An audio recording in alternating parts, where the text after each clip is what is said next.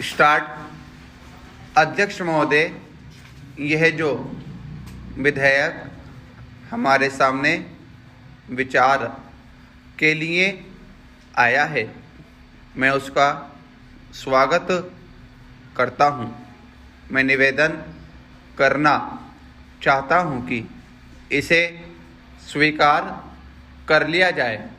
कुछ माननीय सदस्य चीनी उद्योग को ऐसा मानकर चल रहे हैं कि यह हमें दूध देने वाली एक गाय है। मैं यह जानना चाहता हूँ कि वेतन बोर्ड की जो मुख्य सिफारिश है उसे स्वीकार क्यों नहीं किया जा रहा है। मैं यह भी पूछना चाहता हूँ कि चीनी उद्योग के जिन मालिकों ने इसकी सिफारिश को लागू नहीं किया है, क्या सरकार ऐसा कोई कानून बनाएगी कि उनको कड़े से कड़ा दंड दिया जाए। ऐसा कोई कानून आप उनके लिए बनाइए जिससे जेल की सज़ा उनको दी जाए। साथ ही यह जल्दी लागू हो ताकि इसका लाभ काफ़ी मज़दूरों को मिले।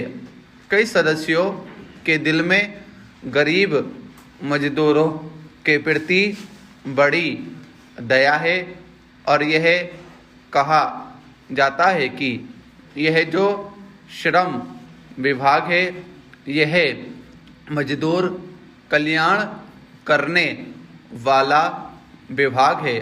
हर मजदूर का लाभ इससे होता है, परंतु यह हालत देखकर ऐसा लगता है कि हाथी के दांत खाने के और दिखाने के और हैं।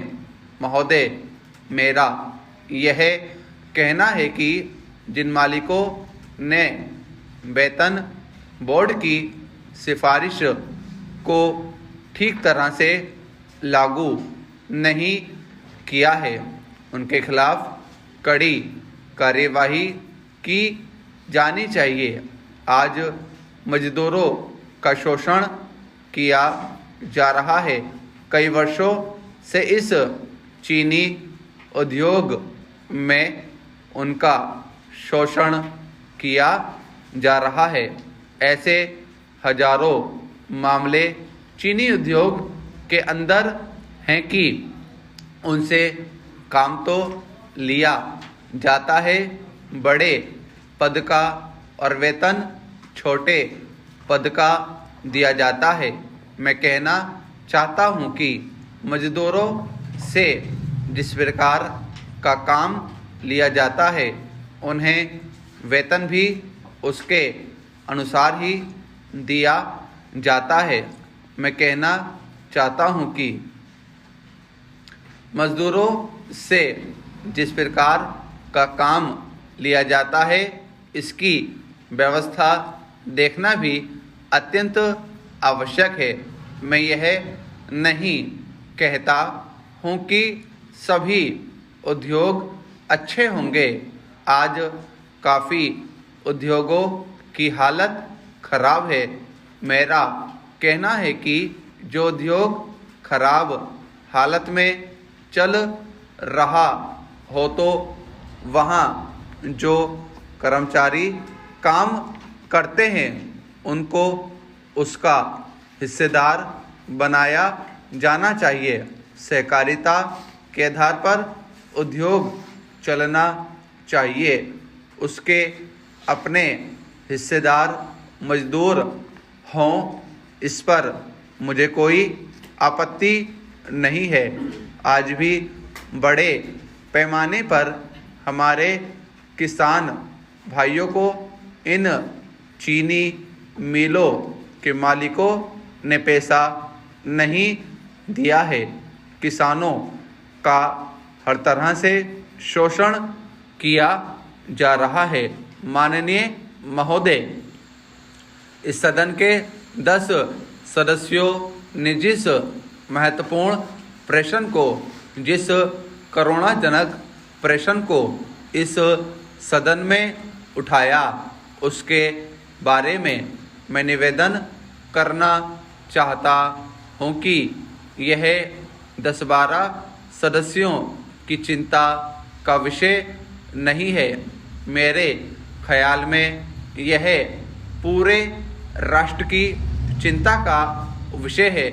इसलिए इस प्रश्न को राष्ट्रीय दृष्टि से सोचना चाहिए और इसी दृष्टि को सामने रखते हुए इसके समाधान का जरिया सोचना चाहिए।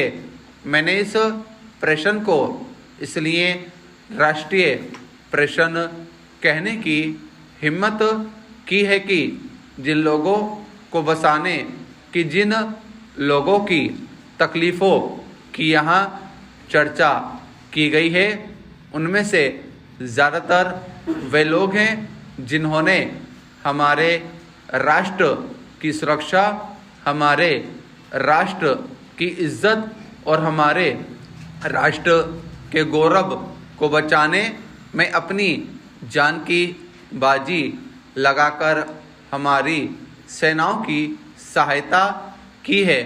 इसलिए मैं कहता हूँ कि उनके गौरव की जो गाथाएं हैं वह हमारे राष्ट्रीय इतिहास का एक अंग बन चुकी हैं। ऐसी हालत में अगर समय रहते हम उनकी सहायता नहीं करते, उनकी समस्याओं का समाधान नहीं करते, तो हमारा जो इतिहास है वह हमको कभी माफ़ नहीं कर सकेगा। मैं अपने शासन से यह कहना चाहता हूँ कि इस बारे में शासन का जो दृष्टिकोण है वह कोई ज़्यादा अच्छा दृष्टिकोण नहीं है। मैं कहना चाहता हूँ कि ये ऐसे लोग हैं जिन्होंने राष्ट्र की प्रतिष्ठा के लिए इस देश की सहायता की है। उनके ऊपर हम लोगों को गर्व है और उन लोगों के बारे में मैंने स्वयं इस प्रकार के प्रमाण पत्र देखे हैं जिनमें हमारे सेना के सर्वोच्च अधिकारियों ने इस बात को प्रमाणित किया है कि इन लोगों ने सेना की बहुत ही ज़बरदस्त सहायता की है और अपने जीवन का खतरा मोल लेकर हमारे देश की सुरक्षा के लिए काम किया है। ऐसे लोगों को अधिक से अधिक सहायता दी जानी चाहिए। इस समय कैंपों के अंदर उनकी जो दयनीय स्थिति है उसको तत्काल ठीक किया जाना चाहिए। मैंने सुना है कि शासन ने जो निर्धारित काम किया है उसके अनुसार भी उन्हें वस्तुएं नहीं दी जाती हैं और यह कहा जाता है कि ये वस्तुएं नहीं मिल रही हैं, इसलिए आप पैसे ले लीजिए। कितने आश्चर्य की बात है कि अगर बाज़ार में चीज़ें नहीं मिल रही हैं तो वे कहाँ से खरीदेंगे। महोदय, मैं आज इस सदन में यह विश्वास के साथ कह सकता हूँ कि इस देश का हर नागरिक, चाहे वह कितना ही गरीब हो या उसका जीवन स्तर कितना ही नीचे हो, उसकी देशभक्ति में किसी प्रकार की कोई कमी नहीं है। स्टॉप।